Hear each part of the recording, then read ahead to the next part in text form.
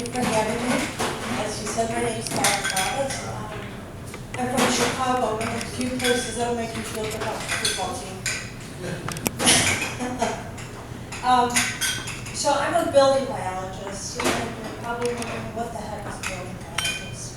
And I'm going to explain that to you and tell you how I came to be standing here. So about 15 years ago, I went back to school to finish my degree that I had abandoned when I got married. And I went to DePaul University and thought I wanted to go into interior design. Well, one of the classes that I took was that talked about building biology. And it talked about a woman in Pennsylvania who would go to different homes and evaluate the homes to see if they were healthy. So I did some investigation into building biology, and once I finished my degree, I then went to that institute, completed that coursework, and I've been testing homes for about 12 years. So building biology is the study of how buildings affect the environment and the health and well-being of the people inside of them. The science was started in Germany right after World War II, and then about 33 years ago was brought here to the United States by the founder of the Institute, who has since passed away. So, as I said, I would explain this as an aside. Building biology has 25 principles, one of which is to use building principles and to create homes that are as close to nature as possible. And so, as luck would have it, and as the universe sometimes will do to you, my website has inadvertently disappeared.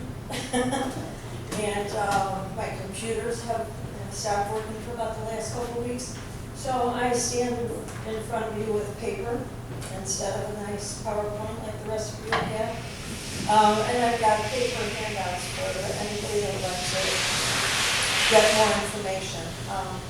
I also will, of course, make known to you the website, not my own website when it's back up and running, but also the website for the Institute for Building Biology. So I was asked to speak to you tonight about healthier building products and also reducing electromagnetic frequencies of homes. So we're going on a little bit of a detour here now. I can speak to you all night about either one of those things. I tend to think that the people in this room probably know more about building than I do. I'm not a builder. But what I would like to speak to you about is something that I think if you guys have not encountered, you will soon, and what causes my business to continue to grow. It's estimated that 18% of the U.S. population has something called multiple chemical sensitivity. That is where people get physical symptoms from the different products inside their home.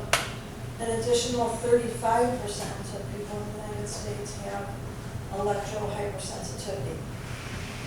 And that is when they're reacting to the electrical system in their home or the wireless technology in their home. Now that 35% is actually up from 3 to 5% just 10 years ago. So you can see that it's increasing at a ridiculously high rate. Sadly, these people are being sick because of their homes. They're becoming sick because of their homes.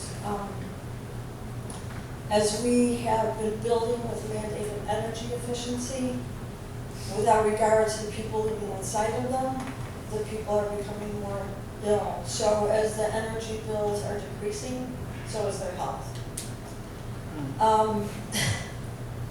As these perfectly sealed homes are built and maintained, people are, as these two gentlemen have talked to you about, are being exposed to VOCs and mold at a higher rate than they ever had before.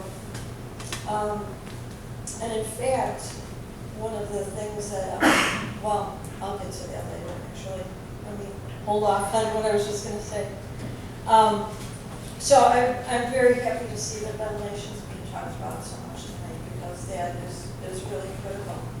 But another thing that's happening as we're attempting to become more and more efficient is that we've equipped our homes with a myriad of devices, mostly wireless, that monitor and run our lives. And we've talked about some of those tonight, so I hope I don't make too many enemies here. But wireless doorbells, Nest systems, smart chips in our appliances that talk to each other and talk to the utilities, smart meters, wireless sound systems, wireless alarm systems, compact fluorescent bulbs. The list goes on and on. And the combination of these two things, the increase in the electromagnetic radiation in the home and the presence of these electromagnetic fields, has caused a new thing that we started to see, is that mold is becoming more virulent in the presence of the electromagnetic radiation. So people are, I had in fact a client who called and said, I think that there's mold in my crawl space. And upon talking to her further, she said, well, yeah, we know that there was mold in the crawl space, but it really didn't bother us too much. And I said, well, has anything changed recently? She goes, no, I really can't think of anything that's changed. And then I just happened to say to her, you know, I know that in your area they're starting to install smart meters. Have you had a smart meter installed recently? And she said, well, yeah, as a matter of fact, about a month ago, that's when I started to really notice the issues from the mold increasing in my house. So I'm seeing a correlation there of those two things. So I would assume that you guys are encountering people with illnesses as well in your own business, and helping them can be very rewarding, but it can also be very challenging because no two people are alike. I want to give you a couple of examples of my clients that I have. So I have one client who has multiple chemical sensitivity. Fortunately for her, she's very wealthy and can spend money to try and fix things. But when I encountered her contractor called me in to do some testing, and I walked into this home. It was about a $3 million home that she had completely renovated because it was making her sick. So they put in all new cabinets that were non-toxic. All the paint was no VOC. When I walked in there was air scrubbers running and had been running for days and days and days. Later they had high-end air purifiers in every single room. And, they had an entire mechanical room that was full of the air filters because they had to change the filters on these air purifiers so often because she would start to smell things. Ultimately, after all of that work, the woman had to move out of the house. I have since tested 4 to 5 different homes for her, and she's still searching for a home that she can live in. So her contractor, I say, is a saint because he has spent countless hours changing things for her, baking the home, ventilating it, baking it down, reventilating it, and still she can't stay in the home. Another client that I have has electrohypersensitivity. This woman called me because she and her children were sick. So she said to me, you know, my husband and I went out of town. We went actually to Europe for 3 weeks, and all of my symptoms disappeared. And then when I came home, the symptoms came back. Then a couple weeks later, we went to Michigan to our home that was very low tech, and all of my symptoms disappeared. And she said, then when we came home, and all the symptoms reappeared. So she called me out to her home, and I walked into the home, and immediately knew what the issue was. It was a smart home. I counted 18 wireless repeaters in the home. It was a multi-million-dollar home in downtown Chicago, so it had every gadget known to man. The woman had severe fatigue, digestive problems, sleeping problems, anxiety. Her children had similar symptoms. At the time when I first saw her, her husband did not have any symptoms, but within a couple of months, he too had symptoms. Another thing that they had were they each had a Tesla electric car. The kids went to schools that had, of course, worked on iPads. They had smart boards. There were antenna on the school, and the kids' health was in decline. Now, this woman was a health professional. She was a health coach. So she ate everything organic, she exercised, she really had a healthy lifestyle, and yet her health was declining very rapidly. So we went in and made as many changes as we could, although it was limited because when you have a house like that, you really would have to just about gut the house in order to get all of those systems out. They eventually actually did move from the house. They moved into another home that didn't have all of those systems. They sold their cars, rented the cars, and I'm happy to report that their health has returned. But as you can see, I mean, I have dozens of clients like this. So the environment that we're in right now is really dramatically affecting people. And I know we all like to think that it's not, that all of our little gadgets are great. And I'm not saying that they're not great, but what I always advise people is prudent avoidance. So I'm not here to tell you don't use a phone or don't ever use anything wireless, but know that there really are detrimental effects to it. So as builders, you can help people to make informed health-affirming choices. Each choice in the building process should be evaluated for its health consequences. Many people with chemical sensitivities develop symptoms and very low levels of exposure. And so, first of all, proper ventilation is critical. So again, thank you, Brian, and sorry, I don't remember. Ty, thank you for that. I advise my clients that when choosing finishes, of course, look for low VOC natural finishes. But keep in mind that even natural products do need time to cure. So you can look for Green Seal certification, Green Guard Environmental Institute certification. But keep in mind that people with chemical sensitivities will react to things that the average person will not. And so one of the pieces of advice that I give people, especially with chemical sensitivities, but I think it can apply to everyone, is that if you're about to use something in your home, sleep with it. And I mean that literally. So if you know that you don't react to drywall, you can put the paint or the caulk or whatever the product might be that you're about to use. You can put it on drywall, put it on a piece of glass, put it on aluminum foil. Put it next to your bed and literally sleep with it for a couple of days. If you don't react after that period of time, chances are you're pretty safe in putting it in the rest of the house. So it might be a couple of days delay, but it certainly is better than living with a lifetime of regret or having to completely redo things. Another thing that I come across quite often is people either after a construction project or if they're just concerned about mold or particulates, will have their ducts cleaned. And many of those companies will then apply a biocide.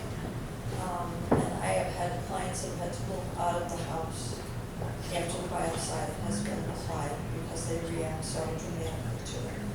So a word of caution there as well. Another, well, I think you guys have already talked about wall-to-wall carpeting. So we always recommend hard surfaces, especially in a basement or a slab. You don't ever want to put wall-to-wall carpets in a basement because it's just going to whip up that moisture and it's going to get mold in no time to flap. As far as reducing electromagnetic frequencies in a home, that will have significant benefits for people. EMF comes from 4 sources. If you guys know that, just say, yeah, I know that, and I won't go on. But so there's 4 sources. There's electric fields, which comes primarily from the wiring in the house, and then also from outside wiring, so high tension power lines, things such as that. There's the magnetic fields, which mostly come from what I call point sources. So that would be appliances, your lamps or your TVs, things like that. Third, there's the radio frequency fields. That's your Wi-Fi, cordless phones, microwaves, cell phones, and then also cell towers that are outside the home. And then lastly, dirty electricity, which the sources of dirty electricity are things like dimmer switches, smart TVs, copper fluorescent bulbs, anything that causes a step down in the electric service. So while you can't control what your clients are going to do once you've built the home and they move into it, there are things that you can do in the building process that will either eliminate or minimize these fields and extremely beneficial. So depending on what your position is, if you're involved in site selection, that actually can be extremely important. So it all begins with that, right? So if is this site near a high tension power line? Is there ground current, especially in rural areas, there could be ground current. If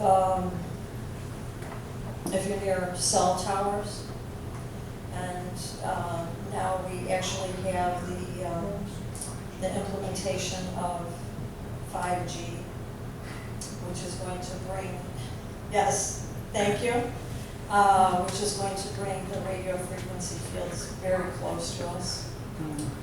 And it's going to affect us whether we like it or not. But I'm not going to get into that tonight.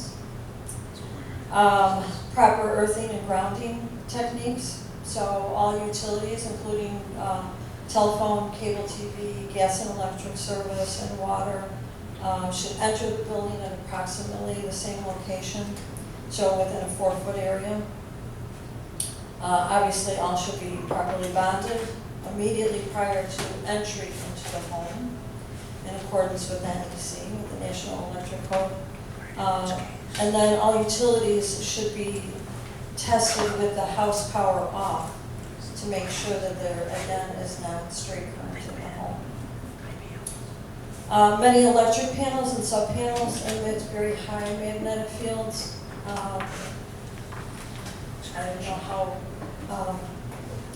how much you guys work with that, but some of the acceptable panels include the Siemens EQ3 standard load center electrical panels and sub-panels with split neutral. So panels should be configured so that the hot and neutral field cancellation is possible.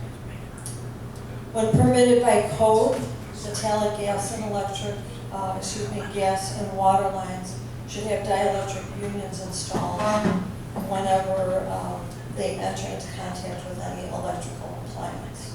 That will keep magnetic fields off of the lines, which I run into quite a bit. Now in Chicago, we're fortunate that by code everything is in conduits. I don't know what your code here is in the Grand Rapids area, but if possible, everything should be in rigid metal conduit. If not, I'm sorry, did somebody say what it was in? No? Okay. If not, it should be an MX or Romex, right?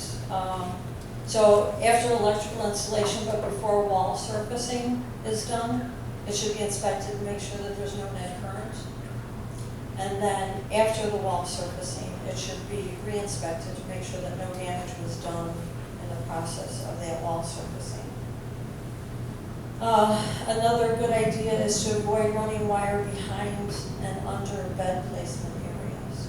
So again, in Chicago, I really don't have to worry about people having problems with electrical issues, but in other areas, that can be a problem. So one of the solutions that many people will do is the installation of demand or cutoff switches for bedrooms. That has to be thought through in advance, again, because the switches are next to the circuit breaker of the electric panel, and the bedroom has to be serviced by a single electrical circuit. So you have to think about that early on. Also, dimmer switches are a source of magnetic and radio frequency fields, which is that dirty electricity that I spoke to you about. So if they're used, they should be located away from sleeping areas or sitting areas, in places where people will spend a lot of time. And also, it's best to choose a model that eliminates no fields at all when it's either all the way on or all the way off. For those that do have electric hypersensitivity, if you do have a client with that, you should never utilize solar heating solutions. They just cannot tolerate those at all. So eliminate that. As far as radio frequency fields, it's critical to have wired Ethernet connections throughout the house so that they do not have to have wireless connections on all of their computers, devices. And in fact, to eliminate the use of Wi-Fi directed systems is best, and we don't want to hear that. But just with the thought of so many more people becoming electrically sensitive, and I think that's going to just continue the proliferation of everything that we have going. It really is prudent to avoid as many of those systems as possible. I've had to go into many homes where even they have the Nest system, and just by disabling the wireless feature of that Nest system, people have gotten much better. So I know that this can be daunting. I know this is a little bit of a different direction here, and I know you guys are probably pretty tired right now. So if you have any questions, I'm happy to answer any questions. If not, I really want to thank you for having me here tonight.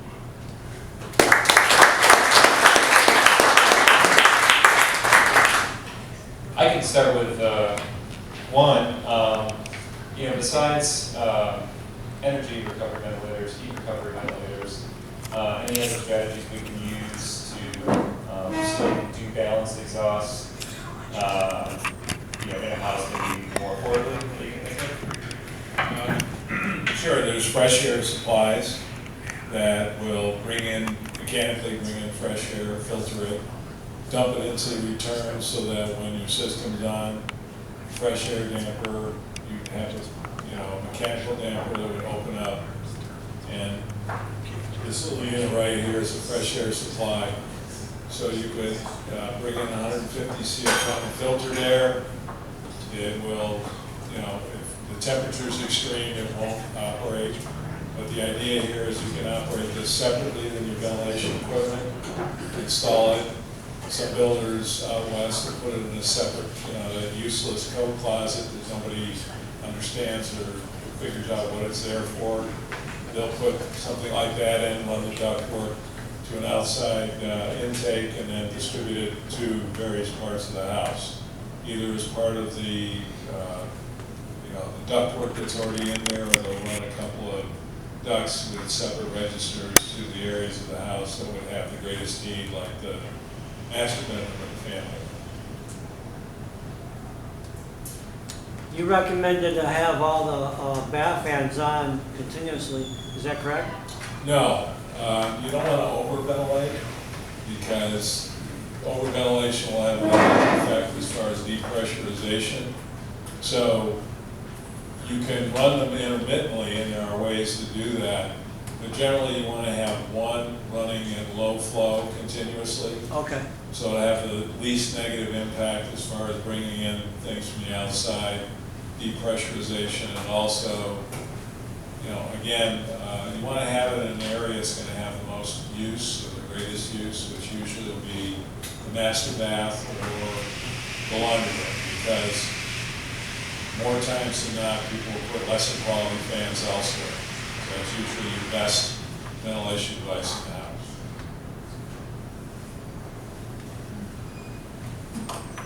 Ty, besides smart ventilation with the serve, what other features does something like that come with that goes beyond just ventilation here? Well, something that you'll see if you look at our newsletter, which comes out monthly, we're just wrapping up Related to Moisture, a 4-part series on handling humidity. And of course, we did the recent GHI webinar on humidity. But we paired our ventilation unit with a ducted mini. We're working on projects across the country. Hot spots right now, as far as where we're seeing progressive building. New England, I think, is #1. Colorado and Intermountain West is #2 as far as progressive builders. And by progressive builders, I mean 5 years ago they were hitting less than 1 ACH construction. 5 years ago they were scratching their heads, trying to figure out how they're going to get to 1 or less. Now, then they're done that. They're going on to other things. And California's doing okay, but you know, California's got kind of a cushy climate, so they haven't been as motivated as a Vermonter to try to hit net zero in a tough climate. But we're seeing air source mini splits just zooming. And you'll see a report and newsletter article on our site on mini splits, just as far as efficiency, cost per ton, stuff like that. But what seems to be the North American preference that's rapidly growing now are the ducted minis. For some reason, feng shui in the U.S., but we don't like seeing those cassettes inside. So the ducted minis are taking off, and this is an exciting development for us, because a ducted mini, a 1 ton, which works very well in a couple thousand square foot high performance home, that we combine the controls and we manage both comfort and air quality. And this is a trend that's going to just be zooming up there. Fujitsu's had their ducted mini out for a while. This Panasonic, I think you've got a ducted mini. Yeah, but we don't. But the low temperature. Yeah, I think what's coming in now is like Mitsubishi's releasing first quarter of next year their hyperheat version of the ducted mini. So you Michiganders can get to -13 with nameplate capacity on it. But the ducted minis are really zipping up, and when you put ducted mini with smart ventilation together, you've just got a really nice combination for comfort and air quality. Your systems have heating and cooling capacity in some degree, correct? Yeah, so our energy recovery system is based on a 1/3 of a ton heat pump that we manufacture, but it's sized toward your ventilation needs. So when it's below zero, you bring in that through the heating side of our heat pump. And then the indoor air, we're pulling both moisture out as well as heat out of the air that's being exhausted. And that's how we recover energy, is through our heat pump. And depending on how much fresh air someone needs, when you look at our data, as I mentioned on our website, you'll see that my wife and I are the source of pollution. When we're gone, nothing's emitting.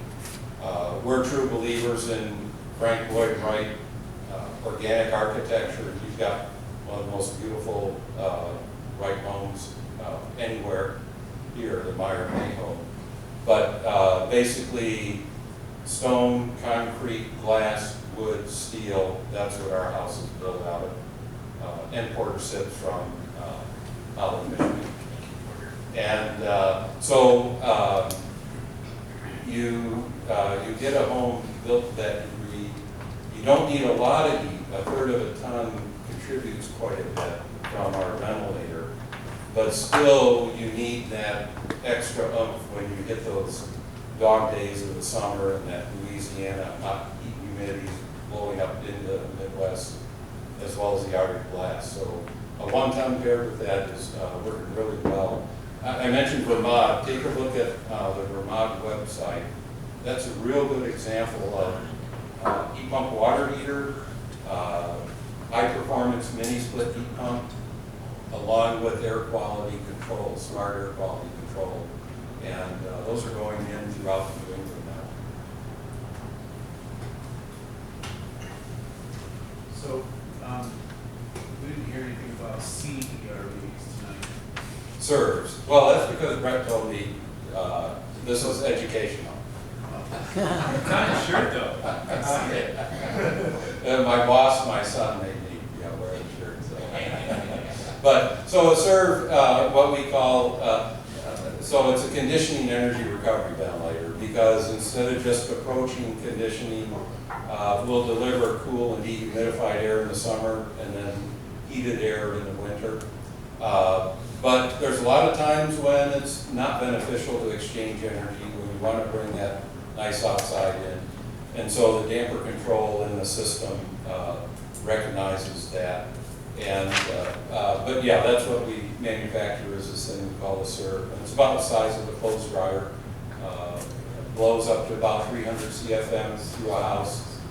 And the idea is that, when your house is polluted, you want to get that out of the house and then get back into recirculation as soon as possible.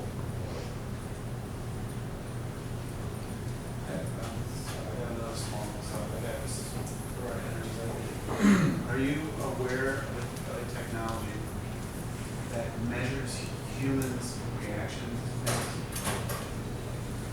It's based on a very old form of muscle testing, they call it. It's very Oh, old. yes, I'm very familiar with muscle testing. Yeah, so you know about kinesiology? Yes, Okay. absolutely. So there's electronic mechanisms now that measure the human body just much like kinesiology. Mm-hmm. Just for those of you who don't know, kinesiology is a Chinese, it's an old Chinese medicine that tests your reaction to everything that you come into contact with in your life. And you have a measurable reaction. For instance, putting this beer in your body will cause a reaction, and it's measurable by your strength, the strength that your body creates. Things make you weak, things make you strong. So, but also, lies make you have a change in your skin conductivity. So there's new technologies that we're being kept from. Just to kind of, the medical industry is working furiously to keep us from this technology, because it's, and so some of it's leaking through. Some of it's leaking through in the form of something called the Zyto research. You can log on to the Zyto now. There's health practitioners that can log you onto the Zyto and can tell you exactly what you are allergic to and what you're having a reaction to. They can give you a reading of this, and you can get a printout of it. Zyto is a measurable technology that basically, when you come into contact with something that causes you to have a reaction, it causes also a change in skin conductivity, much like a lie detector. So some of these things are being read through this type of technology. Zyto is just one, but there's at least 100 on the market right now. And the powers that be are working furiously against us to keep us from this technology that we could actually install in our homes someday, really soon. Because it's there, and it's usable, it's very viable technology. It's not some science fiction that's in the future. It's being used right now. And the #1 consumers of this technology is going to really piss you off. Doctors, because they're aware of it. They're the #1 consumers of this technology. The Rife machines, the ones that actually work. Mm-hmm. number one consumers are doctors. So all within frequency research, as well as our reaction to EMFs and whatnot, are very measurable with this technology. Barb, if I could spin that into something like with air quality, like with the CERB and what's coming out about how much you're protecting pollution before, like, before our homes. Is the same thing that's coming out for electromagnetic frequencies, maybe something that gives you instant feedback that there's an issue occurring? Something like Yeah, it's called your body. Yeah, I mean, you know, for most people, they can feel it. What I have found is a lot of times people just don't put two and two together. You know, they'll say, oh my gosh, I can't sleep at night, or I wake up at 3 o'clock every morning and I can't go back to sleep. They don't think about the fact that they have their phone sitting next to their bed. You know, charging. They don't think about the fact that their wireless router is in the next room and is radiating throughout their body as they're trying to sleep. So I think if people really pay attention to their body and what it's telling them, that's almost all that you need. So I do have, I brought one of my little pieces of equipment with, just if anybody wanted to see what the readings were here tonight, as we were all sitting here, while we were being, so as I'm standing here right, well, I should put it into some perspective. So the reading that I'm looking at is for the high frequency reading, so your cell phones, cell towers, things like that. And I like to see a reading below 100 microwatts per meter squared, which is what this machine is measuring. And right now it maxed out at about 3,400, and it's averaging around 600 to 800. So we're, you know, There's a dimmer switch right behind you. this particular piece. Dirty light, is dirty light. Technology, Safe Living Technology, they're out of Canada. Most of the equipment that I use is Gigahertz Solutions, which is a company out of Germany. So, but this one is just kind of really easy to read. Do we got time for any more questions? She's got one here. We head downstairs. Yeah, a few more. A few more, all right. I just have a quick one. Short of unplugging devices, do you have any way to offset the amount of pollution? I'm sorry, are you asking me? Yes. What was your question?